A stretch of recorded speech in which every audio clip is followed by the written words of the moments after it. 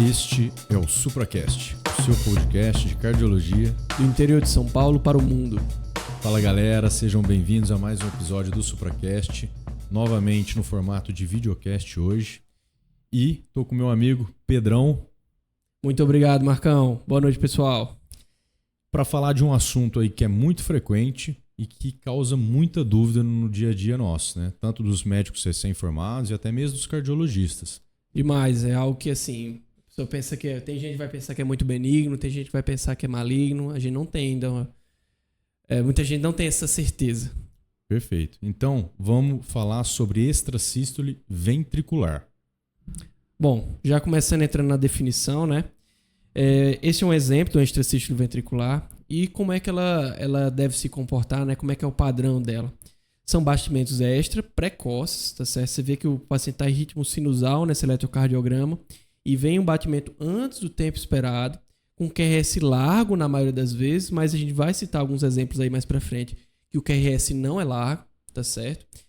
Normalmente ela tem uma morfologia um pouquinho diferente do habitual, do QRS habitual do paciente, isso simbolizando que ele não está depegando a via de condução habitual, não é uma alteração de condução pelo ramo, não é um extrasístole supraventricular que está conduzindo de forma aberrante, tá certo? É um extrasístole ventricular de fato, normalmente um eixo aí que ele vai estar direcionado para cima, partindo do ventrículo, certo? Normalmente ela não é precedida por P, e muitas vezes, além de não ser precedido por P, muitas vezes a gente vai ver uma deflexão negativa ali próximo da despolarização, né, ventricular, que isso vai simbolizar um eco atrial desse extrasístole ventricular conduzindo retrogradamente para o átrio, certo? Muitas vezes o período de acoplamento é fixo, tá certo? Muitas vezes ultra curto, menos curto, isso vai variar e isso até vai determinar a gravidade da doença. E, em geral, em boa parte das vezes, tem uma pausa compensatória após. Às vezes não vai acontecer, que a gente vai chamar de extrasístoles interpoladas, né? E quando elas são interpoladas, ela tem um batimento sinusal, vem a extrasístole exatamente no meio entre um batimento sinusal e outro, e não vai ter uma pausa compensatória, que isso deu tempo suficiente para o ventrículo repolarizar completamente. E quais são características importantes para a gente conhecer das extrasístoles, né? As extrasístoles em geral elas podem ser isoladas, né, como é o exemplo desse caso, pareadas, bigeminadas. Vamos para um novo exemplo aqui. Esse aqui, no caso, a gente está vendo um trigeminismo, tá certo? São extrasístoles que são precedidos por dois batimentos convencionais, né, sinusais com QRS estreito, pegando o sistema de condução habitual. Podem ser TVNS, quando a gente tem mais de 3 batimentos, mas que não é superior a 30 segundos. Quando é superior a 30 segundos e acompanhado de instabilidade, a gente vai estar diante de uma TV sustentada, certo? E essa prevalência aumenta com a idade. Tem vários estudos bem interessantes, né, Marco, que a gente estava comentando, que conforme você aumenta o tempo de monitorização e aumenta a idade dos pacientes, a chance de um paciente idoso ter pelo menos um extrasístole durante esse período de monitorização super alta, né? É muito alta, é quase 100%, né? E isso torna ela uma arritmia das mais comuns que a gente vai encontrar na nossa prática clínica. Perfeitamente. Bom, vamos partir já para a gente entender as causas dessas extrasístoles, né? E para ficar didaticamente falando, dividir em causas cardíacas e em causas não cardíacas. Quando a gente pensa, né, nas causas cardíacas, a gente precisa levantar aí a possibilidade de ser secundária uma hipertensão não controlada, né, valvopatias, insuficiência cardíaca com fração de ejeção reduzida, né, miocardiopatias, e aqui no nosso caso, pensar em Chagas sempre, né? Sim, com certeza. Doenças congênitas também. E quando a gente parte para as etiologias não cardíacas, a gente precisa levantar aí a possibilidade de distúrbios hidroeletrolíticos, né? Aqui ressaltando o papel do potássio e do magnésio. Então, todas as medicações, tudo que pode interferir, né, nesses íons, eles podem levar a ectopias, né? Infecção, tabagismo, a própria gestação, condições como hipertireoidismo também, Sim, muito importante. Muito importante. Tá? Apneia e hipopneia do sono, cada vez mais comum. Né? Sim. Ansiedade, doença renal crônica, e temos aí também o sedentarismo como sendo um grande gatilho aí para as ectopias. E lembrar que, né, na imensa maioria das vezes, trata-se de um evento benigno. Então, o nosso papel vai ser, às vezes, de conversar com o paciente, explicar, né, sobre a benignidade desse quadro e acalmá-lo, né?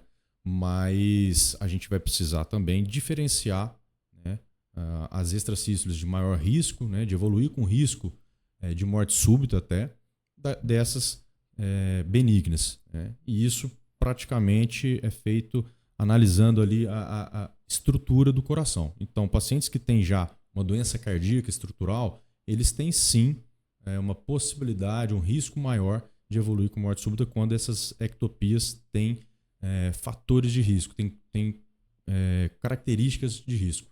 Perfeito? Perfeito, Marcão. E assim, como é que é o mecanismo, né, dessas extracístoles? Primeiro que ele ainda não é muito bem conhecido, né? Existem teorias, existem raciocínios para tentar explicar. Mas, dentre eles, a gente vai lembrar que todas e qualquer arritmias, eles vão seguir 3 mecanismos principais que vão levar a elas, né? Os 2 primeiros talvez sejam menos relacionados a extracístoles ventriculares, mas podem estar presentes, né? O primeiro de todos, o relacionado a automatismos, que aí vai ser um padrão mais de parasístoles, o paciente tem um ritmo sinusal presente e vai ter um foco ventricular que também vai entrando de forma automática, em geral, como se fosse interpolado em relação ao ritmo sinusal, tá certo? Por reentrada, já é um mecanismo de reentrada bem interessante, que ele vai envolver os fascículos, né? Ele, às vezes, o fascículo anterior vai fazer uma reentrada no posterior, tá certo? Ou mesmo ramo a ramo.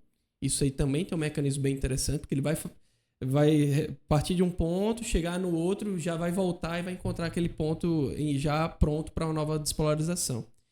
Só que o principal, que a gente trouxe essa imagem para tentar ilustrar, é a atividade deflagrada. A atividade deflagrada principalmente vai estar relacionada a 2 pontos dessa fase aí da despolarização e repolarização. O primeiro deles aí na fase 3. A fase 3 é o ponto que é justamente após despolarização precoce, tá certo? Que esse ponto vai ser justamente quando o ventrículo já está reiniciando a repolarização, pós despolarização mais precoce, que o ventrículo vai estar iniciando a repolarização dele. E nesse mecanismo ele vai estar muito sujeito a atuar com mecanismos relacionados aos beta-agonistas, receptores beta, a adenosina, acetilcolina. E todos eles vão estar atuando especificamente aumentando o AMP cíclico e dessa forma aumentando o influxo de cálcio e aí propiciando uma atividade deflagrada para o ventrículo, tá certo? E uma outra fase que é muito importante é a fase 4. Já é uma fase que está mais relacionada à intoxicação digitálica, acometimentos catecolinérgicos, tá certo? E também vai ter um mecanismo muito semelhante dependendo do MP cíclico. Com esse aumenta o influxo de cálcio, dessa forma desencadeia a atividade deflagrada. Dessa forma, analisando esse mecanismo, a gente consegue compreender como é que a gente vai atuar, né, para poder evitar ter esse tipo de coisa, né? Que tipo de drogas que a gente vai lançar a mão. Sejam beta-bloqueadores, bloqueadores de canais de cálcio, tá certo? Para a gente poder atuar nesse cerne das extracístoles ventriculares. Já pensando nos alvos terapêuticos, né? Entendendo Exatamente. a fisiopatologia para a gente já pensar no alvo terapêutico. Exatamente isso, Marco. E como é que os pacientes se sentem quando sentem uma extracístole? Pedrão, aqui é uma seara de apresentações, né? Cada uma muito diversa da outra por vezes, mas assim, são sintomas inespecíficos, né? Sintomas variáveis e que na realidade eles assustam muito o nosso paciente, né? Então pode chegar às vezes queixando de palpitação, dor torácica mesmo, às vezes até difícil distinguir assim de uma etiologia, né, coronariana, fadiga, um sintoma que eles queixam muito, né? Agora, geralmente é aquele paciente que chega, né, e fala, né, doutor, eu estou sentindo assim um descompasso e até às vezes uma pausa nos meus batimentos. Estou meio estranho. Algo para você levantar ali a luz vermelha e desconfiar. Por isso você colocou a carinha do Cris aqui, né? Exatamente, porque o paciente fica muito assustado, né? Exato. Será que é uma arritmia, doutor? Então, eles chegam assustados para a gente na grande maioria das vezes. Perfeito? Agora, por um outro lado, muitos pacientes também são assintomáticos. Estão passando por um check-up, vão ser submetidos a alguma cirurgia, então estão fazendo exames pré-operatórios, né? Faz um eletrocardiograma, às vezes até mesmo um Holter, e aí já chegam referenciados sabidamente com extracístoles ventriculares. Talvez essa seja até a maioria, né, dos pacientes. Então, assim, a partir disso, a gente já parte até, né, para o diagnóstico, que basicamente vai ser eletrocardiográfico, né? Então, diante do paciente, o eletrocardiograma, a gente identifica essa extrasístole ventricular e mais, a gente precisa definir de onde que ela está vindo, né? Pormenorizar essa análise do eletrocardiograma, saber exatamente de onde vem essa extrasístole. Isso é muito show, né? Porque na realidade, eu sou muito fã do eletrocardiograma, ele traz muita informação pra gente. E quando a gente pega um eletrocardiograma de uma extrasístole ventricular, principalmente aquele de 12 canais, que a gente vai estar vendo ela em todos os canais, vai trazer muita informação interessante, né? Vou mostrar agora essa figura. Olha agora esse primeiro quadradinho, né, do canto superior esquerdo, que ele vai mostrar o que é interessante, né? Primeiro, de onde ela está partindo, de um ponto mais alto, ali que a gente chama de via de saída do VD, tá certo? E partindo de um ponto mais alto, essa despolarização logo tem um sentido superior e inferior. As derivações inferiores, né, D2, D3 e AVF, vão estar positivas. E como é um ponto que é da via no caso do ventrículo direito, vai ser um estímulo que vai sair do ventrículo direito para o ventrículo esquerdo, dessa forma fazendo um padrão de atraso-condução do ramo esquerdo, tá certo? Um padrão de BRE. E esse é o que vai caracterizar principalmente a extrasístole de via de saída do VD, que é considerada mais benigna, não é isso? Além disso, tem outras que são importantes, nós conhecemos, né? As que são relacionadas às cúspides das coronárias, é uma região que a gente muitas vezes vai chamar de região de Summit. Essa região, ela tem seus pormenores e tem suas coisas que tem que chamar muita atenção, é que muitas vezes ela vai se confundir com a via de saída do VD. Note para o nosso esquema a proximidade da via de saída do VD com essa região das cúspides. No caso, ela vai fazer um padrão positivo também nas paredes inferiores, está saindo de cima para baixo.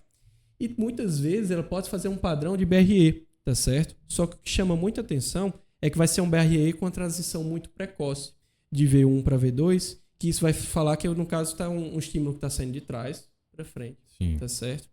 Essa é uma localização mais complexa de fazer algum procedimento invasivo, né? Uma ablação, uma coisa do tipo.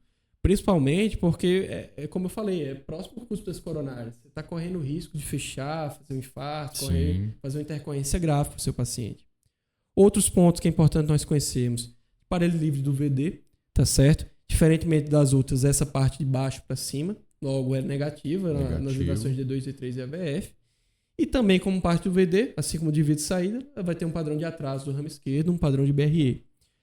As do ventrículo esquerdo que vão chamar muita atenção são relacionadas ao ânus da mitral. Essa, como parte do VE, vai fazer um atraso de condução para o VD, certo? Dessa forma, fazendo um padrão de BRD. E que é muito interessante porque, assim, como ela parte da esquerda para a direita, muitas vezes as derivações que analisam essa parede lateral, essa parede mais esquerda, como D1 e AVL, podem estar negativas ou isoelétricas. Isso é algo que é bem marcante. E como ela é mais alta, muitas vezes ela vai estar positiva na parede inferior. Outra importante é do músculo papilar. No músculo papilar, ela também tem um padrão bem semelhante ao do ânulus mitral, tá certo? Ele vai estar mais relacionado, principalmente, o diagnóstico muitas vezes vai estar relacionado ao estudo eletrofisiológico. E também tem esse padrão de BRD, tá certo? Muitas vezes ela pode ser positiva na parede inferior, não obrigatoriamente. E a última que eu quero que chame bastante atenção para vocês é a fascicular. A fascicular, que é aquilo que a gente comentou lá atrás, que normalmente os exercícios são QRS mais largo, porém nela o QRS pode ser mais estreito, tá certo? E muitas vezes ela vai confundir a pessoa que está interpretando o eletrocardiograma. Por quê? Você vai ver aquele QRS estreito, você vai achar que é um extracístole supraventricular e não ventricular, tá certo? Às vezes pode ter uma carga maior, tem uma alta carga de extracístoles atriais, supraventriculares, na verdade não é. Na verdade é ventricular, tá certo? Que tem seus riscos, que justamente que a gente vai falar mais à frente, poder evoluir com disfunção ou uma coisa nessa linha, certo? E Marcão, mas assim, fizemos o eletro, a gente tem alguma noção já de ser parte do VD, se é onde via de saída do VD, se é da região de Summit, como é que a gente vai estratificar nosso paciente? Porque assim, agora, né, é o nosso papel fundamental aqui, saber diferenciar, separar o joio do trigo. Exato. Né? O que de fato são extracístoles com risco e quais são as extracístoles mais benignas, né? Então, desde o princípio, já na anamnese, a gente já consegue tirar algumas informações relevantes. História de morte súbita na família, se já tem familiares ali de primeiro grau, né, com histórico de miocardiopatias. Então, desde já, a gente já coleta informações importantes. O eletrocardiograma, né, super rico de informações, igual você bem destrinchou para nós, né, atentar aí dicas assim, de olhar bem para V1, para a parede inferior e ali a transição do eixo, né, nas anteriores, sempre se atentar muito. Essa dica é show. Agora, eletro, se já tem algum padrão prévio de alguma canelopatia, né? Tem alguns padrões ali de Brugada para a gente já prestar atenção, né? Isquemia, menos, mas em alguns casos a gente vai acabar descartando essa possibilidade. Então, se tem algum padrão típico, né? E seguindo assim, né, quase que na cronologia, vai ser importante, então, história, exame físico sempre, o eletrocardiograma e agora um ecocardiograma também para a gente pesquisar a presença de alguma modificação estrutural desse coração. Então, um eco que tem disfunção ventricular, que seria o mais importante, se tem alguma área de acinesia ou de cinesia, né, que chame a atenção, ou até mesmo um ecocardiograma com o padrão de alguma doença, uma miocardiopatia hipertrófica, né, por exemplo. Igual eu falei, então, essas áreas acinéticas e discinéticas. E aí vem também o Holter, extremamente importante, porque agora a gente vai, além de identificar, a gente vai quantificar, né, qual que é essa densidade importante das extrasístoles. Né? Lembrando que tem muita divergência assim, de literatura, algumas colocam assim, acima de 10%, mas no geral, acima de 20% seria importante, 10 a 20% ali uma fase mais intermediária. Né? Agora, quando a gente está diante de um exame com uma densidade muito alterada, a gente sabe que tem um risco de evoluir com a famosa taquicardiomiopatia, né? Que seria a própria extrasístole ventricular, né? Pela sua conformação, ela acaba causando uma desincronia mesmo ventricular e que vai levar a uma disfunção, né? Em última instância. Claro, o paciente vai estar no algoritmo ali da pesquisa da insuficiência cardíaca, né? Com fração de ejeção reduzida, vai passar pelos exames todos, é um diagnóstico de exclusão, tá? Mas é uma possibilidade, quando tem uma densidade muito elevada, de evoluir com essa disfunção ventricular, né? Então, eletro, eco e Holter, fundamentais. Tem alguns exames que acho importante a gente relatar, porque muitas vezes o paciente ele chega para nós porque fez um teste ergométrico e aí lá foi encontrada a presença dessas extrasístoles, né? Então, é um teste que a gente está mais, né, na nossa rotina, usa na pesquisa da isquemia e tudo mais, mas que na análise das extrasístoles também pode trazer muitas informações para nós. Né?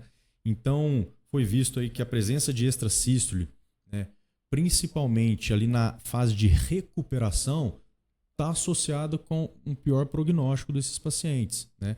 E aquelas extrasístoles que desaparecem no esforço costumam ser mais benignas, então durante um teste ergométrico. Né? E também alguns exames aí, cintilografia, que em alguns casos pode ser importante, igual eu falei, para excluir isquemia também é feito em algumas situações, e cada vez mais a gente vem vendo o papel da ressonância, né? No show nosso dia a dia. Exame. Né? O Danilão que o diga, né? Ele é suspeito. Né? A gente está vendo isso, claro, em alguns centros, hospital, escola, mas está caminhando isso para uma evolução nesse sentido. E que traz muitas informações, até de uma miocardiopatia prévia, né? Algum padrão específico e até mesmo a displasia ritmogênica do VD.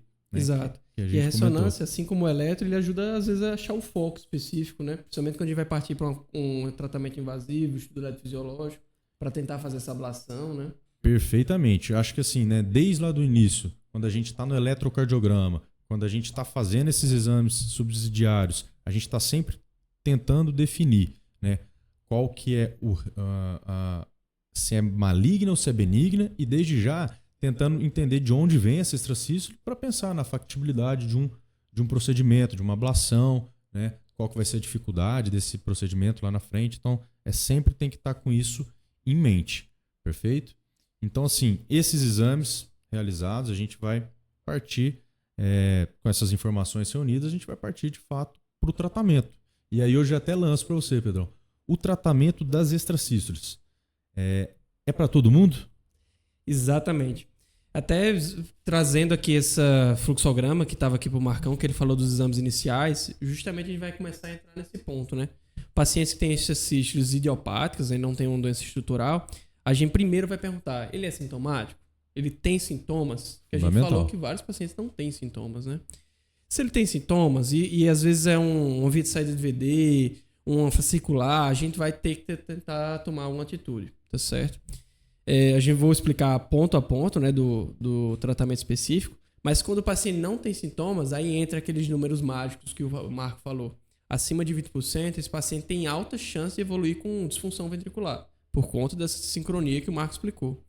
Abaixo de 20%, especialmente 10 a 20%, como o Marco explicou, é o momento de você ficar acompanhando, seriando esses exames que às ele vezes falou, né? mais de perto, né? Exato. Repetindo mais próximo. 6 meses, às vezes de ano em ano, quando o seu serviço não comporta, repetir um Holter, repetir um eco, para acompanhar se está caindo em fração de ejeção ou não.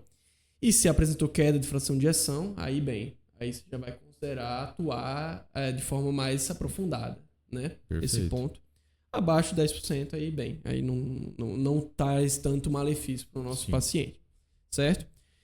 Mas assim, quando a gente quando vai falar especificamente de tratamento, muitas vezes, e o que as diretrizes vêm trazendo cada vez mais nesse sentido, é que leve em consideração o que o paciente pensa também a respeito da doença, como é que ele quer tratá-la, né? Como é que ele quer melhorar toda a sua condição, tá certo? Sim. E isso faz diferença, né? Quanto que ela atrapalha no dia a dia dele, né? Quanto de ela fato. Atrapalha no dia a dia, né? Se ele quer tomar remédio ou não.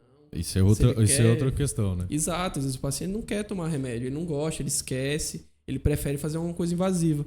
E para isso a gente tem algumas orientações, né? Quando a gente vai falar em tratamento, como eu expliquei, né? Primeiro, quando a gente está no grupo dos pacientes sintomáticos, principalmente de via de saída de VD, a ablação por catéter tem muito resultado positivo, né? Ele é tanto aquele na diretriz AS que ele traz como uma classe 1 de recomendação, tá certo?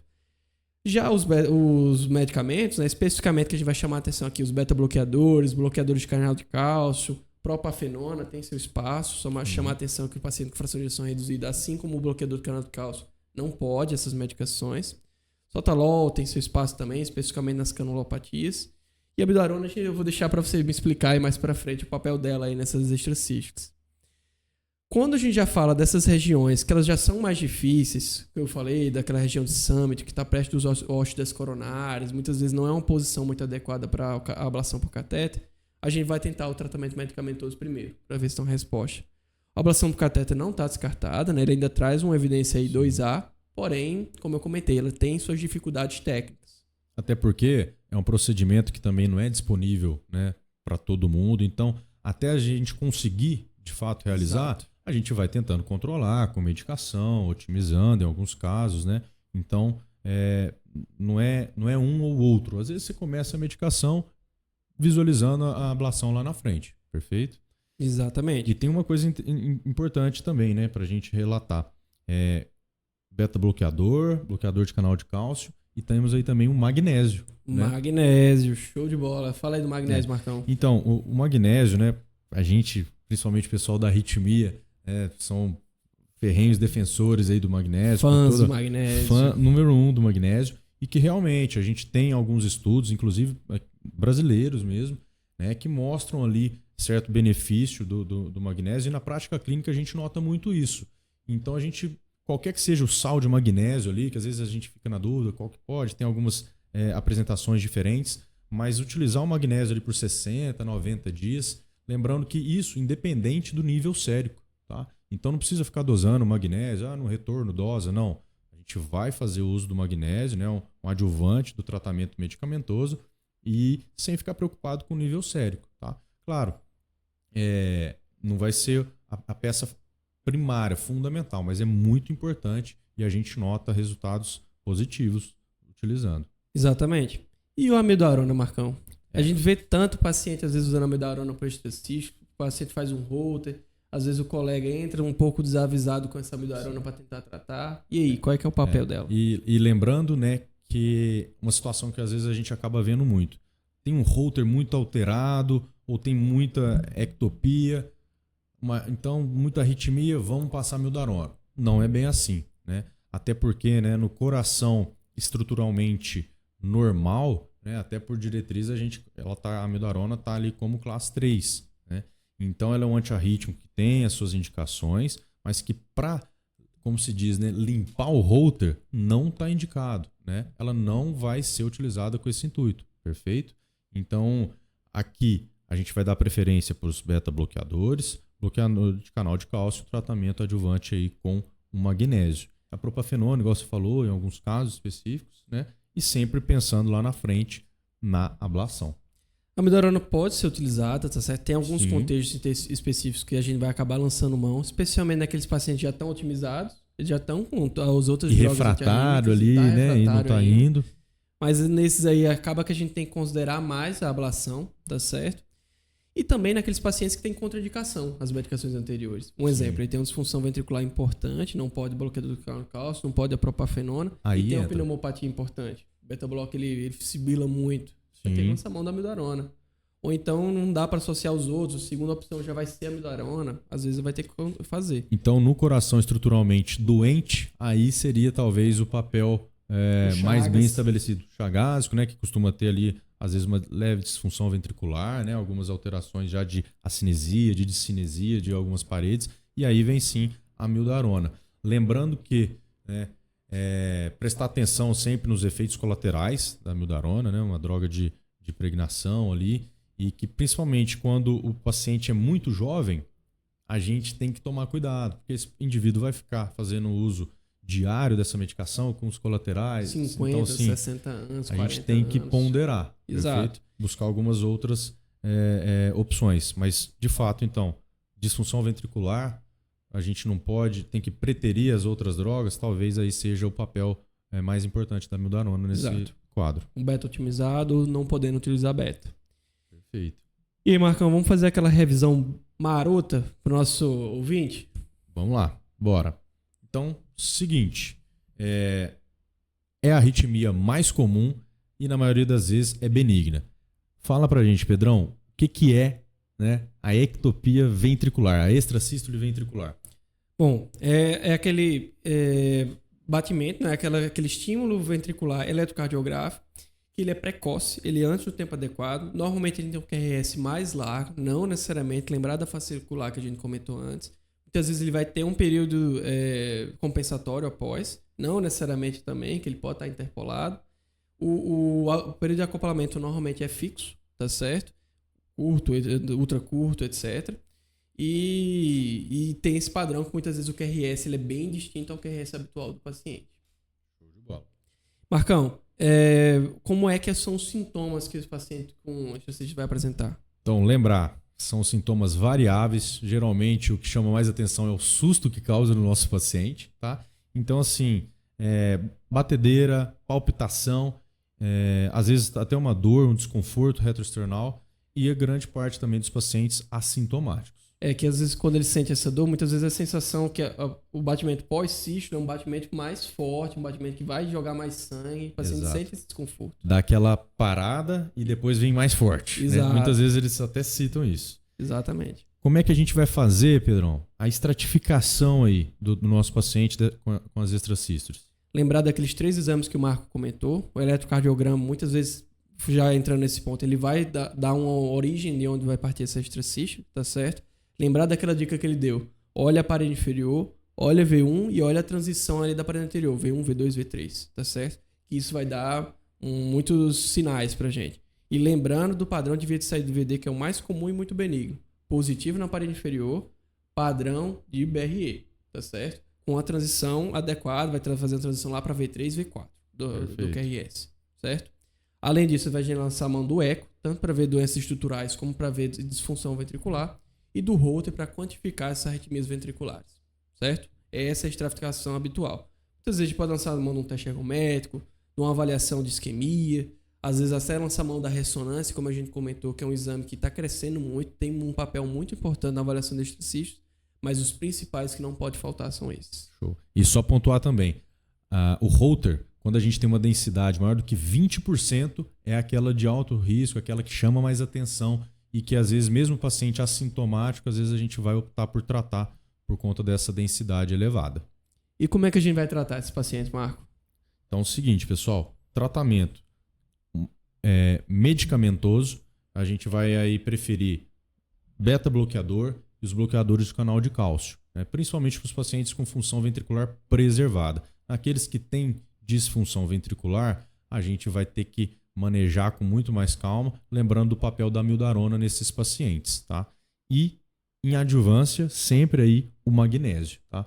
60 dias, por 90 dias, utilizar o magnésio, seja qual for o sal desse magnésio aí. E lembrar da ablação por catéter. E aí, classe 1 para o paciente com disfunção e para paciente até mesmo muito sintomático, com densidade elevada. Exato. Lembrar daquela escolha assim, o paciente quer às vezes não usar medicamento, pode ser pensado, pode ser discutido, especialmente em via de CDVD, já que esses pacientes respondem muito bem à ablação. Show de bola.